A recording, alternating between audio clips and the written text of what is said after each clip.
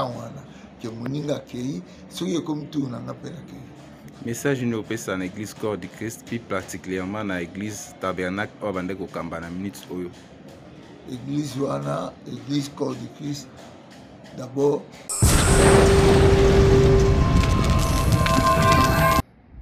azana message oyo na bosa ni kombo na yeme azaka mwa munene mwindu afilima ngai ya cela des années passées. Alors peuple de Dieu bon contester nation ya Nzambe te.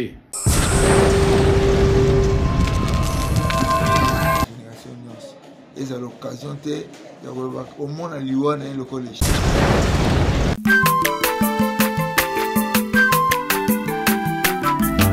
Aza mwana moto te po akosangai abongwani pete po awangata Nzambe ya le Nazarien, le Nazarien, le Nazarien, le Nazarien.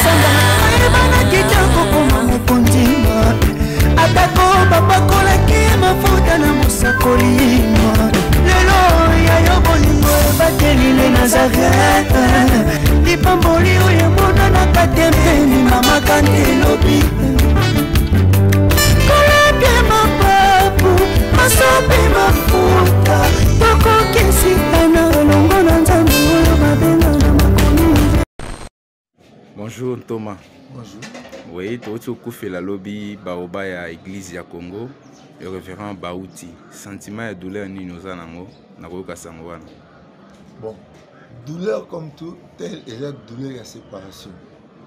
Mais, et loko, na loba qui n'a pas juste lobi na beaucoup temps on a vu ça na remercier Nzambe pour appeler ça et puis courage à cela qui n'a pas, il y a changer makambo oyo a changer na vie na ye et kabola na baninga ebele o bazalaki na et puis à continuer na Jésus à guérir les malades à continuer tina suka Nzambe na nga pambola courage wana o bato bazwaka te azwa pe amemi ebele epana nkolo tikete lelo esengo eza donc bato ya Nzambe ifu bayoka esengo na temps wana ke moninga kei soki ekomi tu na nga pela kei. Message nous pesa na église corps du Christ puis particulièrement na église tabernacle au bande ko kamba na minutes oyo. Église wana, église corps du Christ d'abord toyeba ke Yesu azoya. Yesu azoya ba signe nyonso esala. Conseil na opesa biso tokabana ba na foi ya bato balakisi biso Yesu te. Eza te ke po azate eza ta ngape na les alliés, le bâton que Dieu a laissé. Ces bâtons-là, il faut qu'il y ait une génération.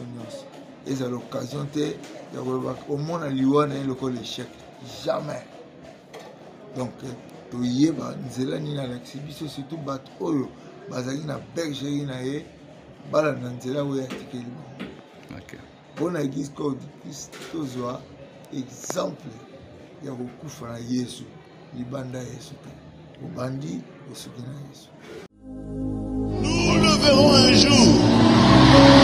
Mokolo ezali tokomona ye. Quand les saints vont ressusciter. Tango basantu bakosekwa.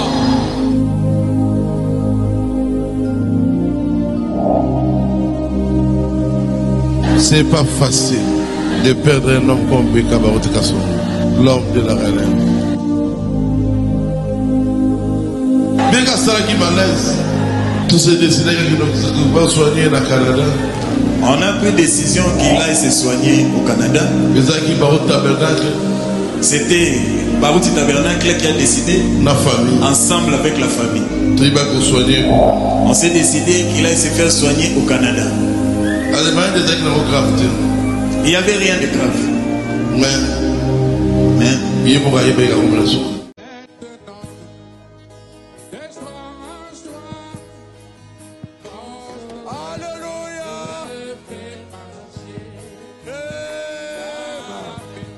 Merci Seigneur Jésus.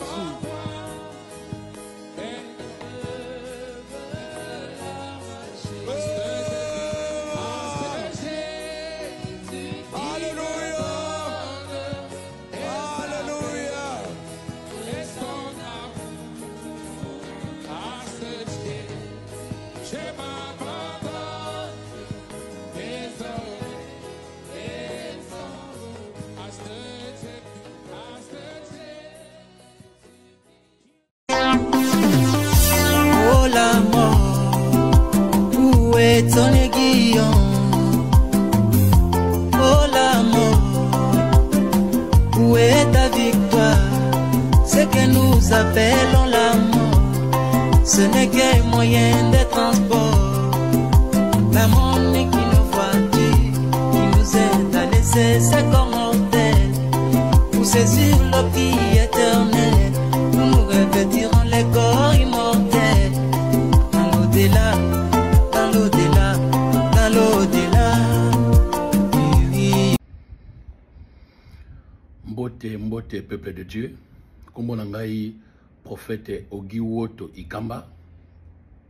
Na ye koyebi sabino concernant liwa ya papa na biso Baruti Kasongo.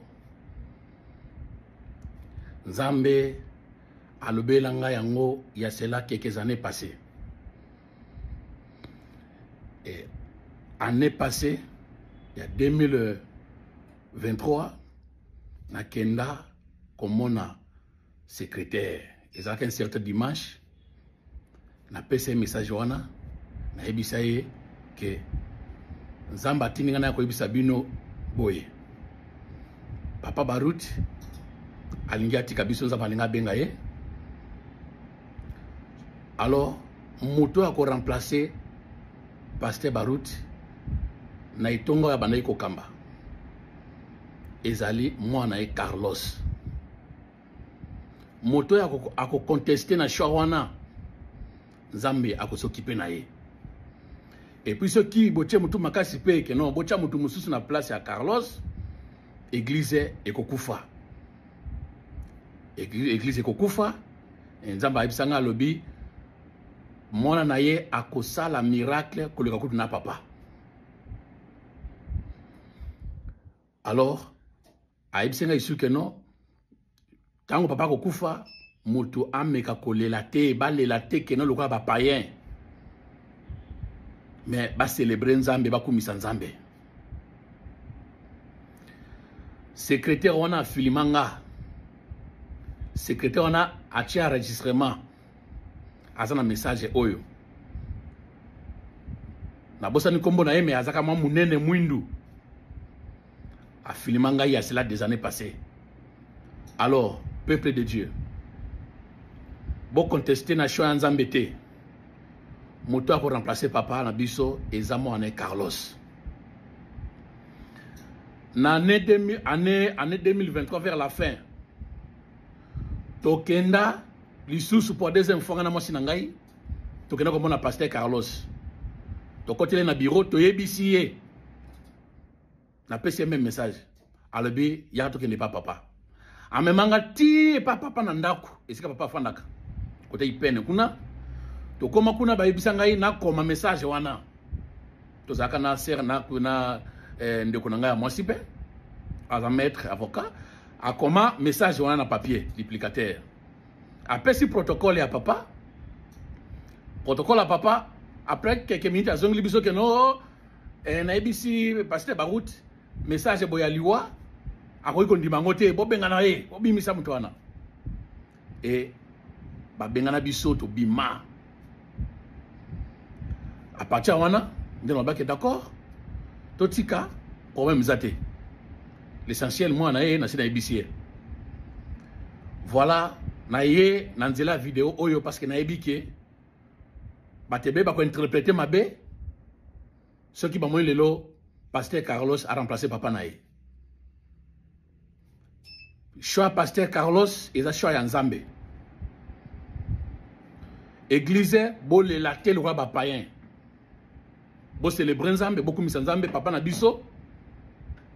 Nzoto nde mutu. Et pemi mais papa na biso ça na bomoi akeko pema. Na lieu du repos papa na biso bo le la lokola ba païen te. Au contraire, tokumisa Nzambe. Que Dieu vous bénisse abondamment. Kimia est là partout. Naba na un message. Que Dieu vous bénisse abondamment. La prière, c'est l'expression du croyant avec Dieu. Libondeli, Ezali Lisolo, Yamondimi Nanzambi. Avoir un endroit où vous vous habituez à prier. Et si vous avez un problème, priez. Bondela. Priez. Bondela. Parlez à Dieu. Lobela Nzambe. Exprimez-vous. Loba. Aujourd'hui, vous allez parler. Lelo. Okoloba. Parlez à Dieu. Kolobela Nzambe. Dieu écoute les prières. Nzambe ayoka kamabondeli. Dieu répond aux prières. Nzambe ayanola kanamabondeli. Priez, écrivez quelque part. Bondela. Pe komali kamono nesika mokoboy. Aujourd'hui, etelelo. Telle date, j'ai demandé à Dieu telle chose. J'attends.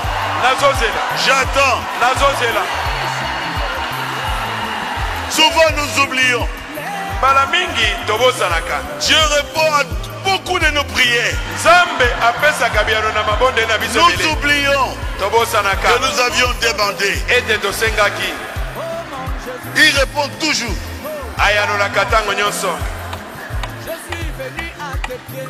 Le secret de la réussite, c'est qui? C'est la prière. Le secret de la réussite, c'est la prière. Dieu répondra toujours à la prière. C'est ça notre secret. La prière changera les choses. La Bible dit, priez sans cesse. Un sorcier ne peut pas gagner une personne qui prie beaucoup. Même dans votre maison, les sorciers jouent quand vous ne priez pas beaucoup. Quand vous commencez à beaucoup prier, les sorciers chercheront à fuir.